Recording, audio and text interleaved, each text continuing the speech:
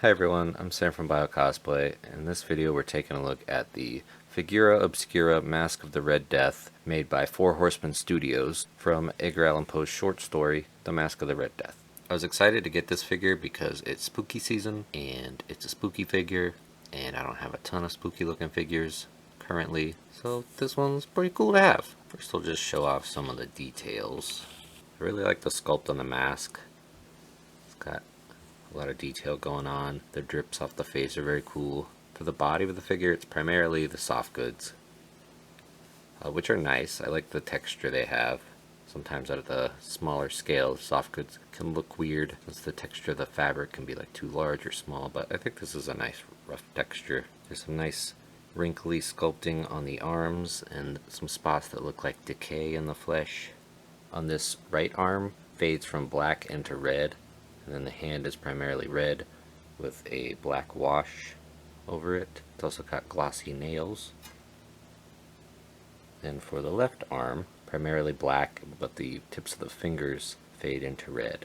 And also has glossy nails. It's a bit of an asymmetrical design with the soft goods. It kind of drapes over the one shoulder, so it's a little more bulky on one side than the other. And then without scooching the soft goods up, you can just see his feet. The sculpt on those is very nice as well.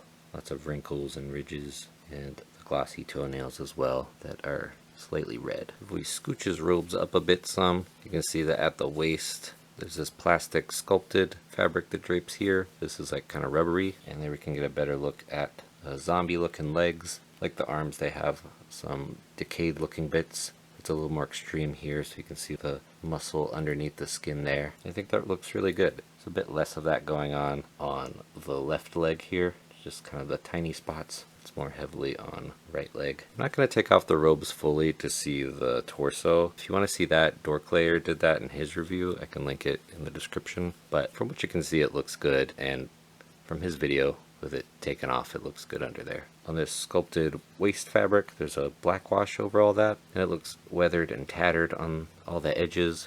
So the way the soft goods are situated, this maroon fabric here sits on top of the other layer. The base layer is like a more form-fitting robe situation, and that has the hood stitched to it just on the one side here. So the hood can at times be a little bit fiddly staying down on the left side, but I haven't had too much trouble with it. I feel like I can get it pretty much in the poses I want it to be in. Maybe not exactly where I want it to be, but close enough, and I still think it looks good. There's a bendy wire running through the front of the hood here and down these little bits that drape off the front, and then also a bendy wire in the back here as well. I wish maybe they'd used a heavier gauge of wire, because the fabric is a little bit thick and heavy-ish, mostly because it's double layered on these pieces here. There's also wire running along the edge of this maroon fabric, so you can get some poses going with that. For accessories, he comes with this big grandfather clock that I think is very cool. The front of the clock does come off, but it doesn't really serve any purpose, I don't think, because you can't change the time on the clock, but I guess you could put something in there or customize it in some manner if you want to do that. This little raven at the top comes off, so if you don't want that, you can just have a more plain clock. And it also comes with this glossy blood effect that the clock can peg into. So it has 4 peg holes on the bottom of the feet there. Those correspond with the peg holes on this. The pegs are a little smaller than the peg holes on the feet, so it's not going to be a snug fit, but you can hide those and get the effect of the blood coming out from his feet if you'd like. Here's a closer look at the details on the clock.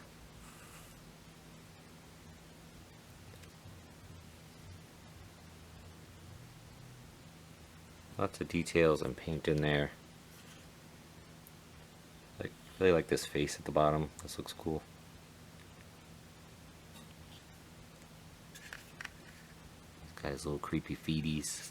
And the back is just plain. For other accessories, he comes with a dagger that appears in the story he's from. Mine unfortunately does have a little nubbin right here on the blade from the molding and casting process. Also a nubbin on the hilt here. It's not a huge deal. but it is noticeable. I think it's painted very well though. It comes with 2 gripping hands with vertical hinges, which is my preferred hinge for holding weapons, and the dagger fits well in those hands. For all of these, the hand on one side will be red and the other will be black with the red fingertips. It comes with 2 gripping hands with the horizontal hinge, 2 of these more closed kind of grasping hands, and then the wide open hands that come on him in the package. Also comes with a mini version of Edgar Allan Poe's The Masque of the Red Death, and it's got some cool artwork in here. This is also featured on the package.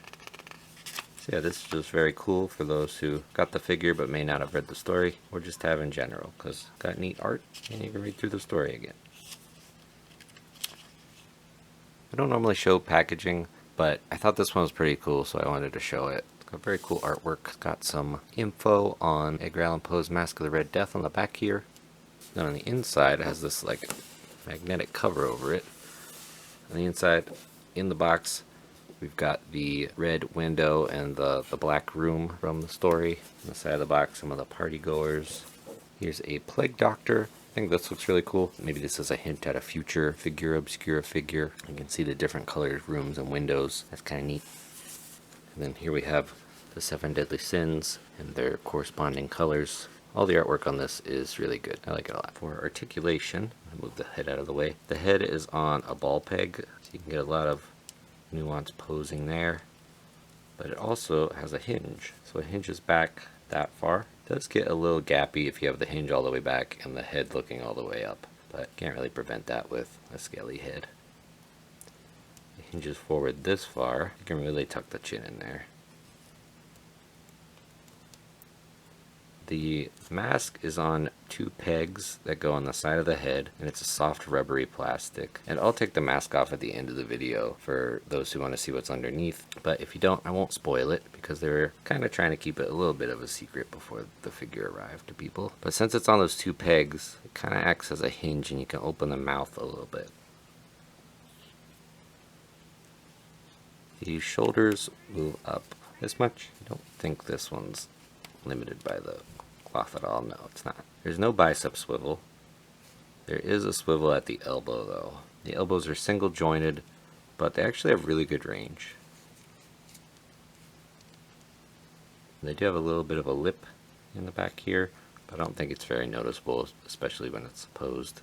I hope they start implementing this sort of range in their future figures as well. That's one of the main factors that dissuades me from getting more 4 Horsemen figures, is that the articulation isn't always the best out there, but the sculpts are really good. The hands have a swivel and a hinge. It's going to be hard to see what's going on in the torso. I'll try to scooch him up a little bit. He has a big ball peg at the waist here, so he can bend forward that much. It's kind of hard to see with all the bulk.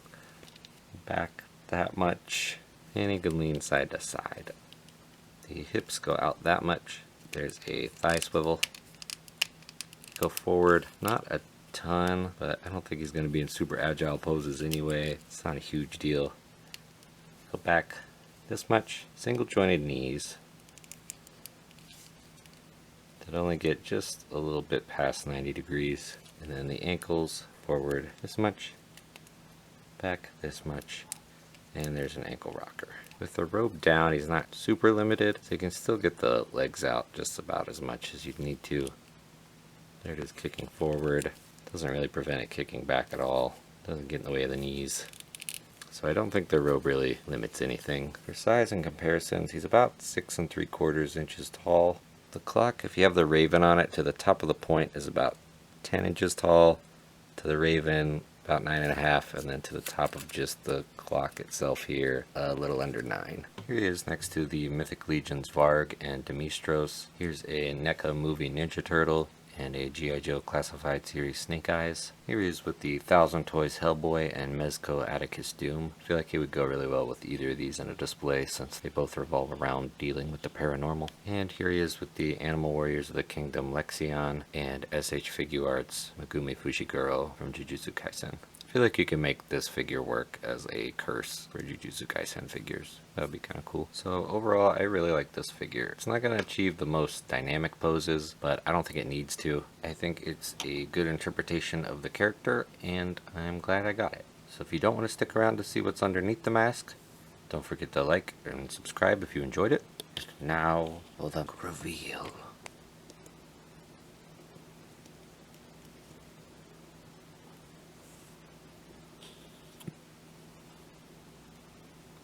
So under here we've got like a decayed void of a head.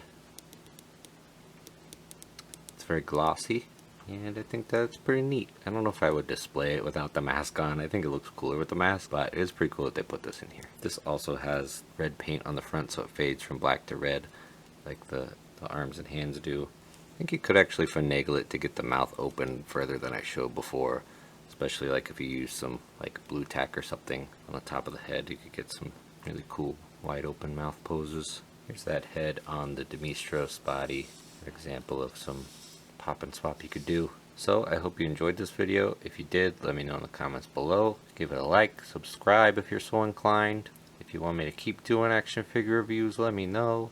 Do you like the new yellow background? I'm trying out some new stuff with the background and the camera settings and the lighting. And I'll see you next time.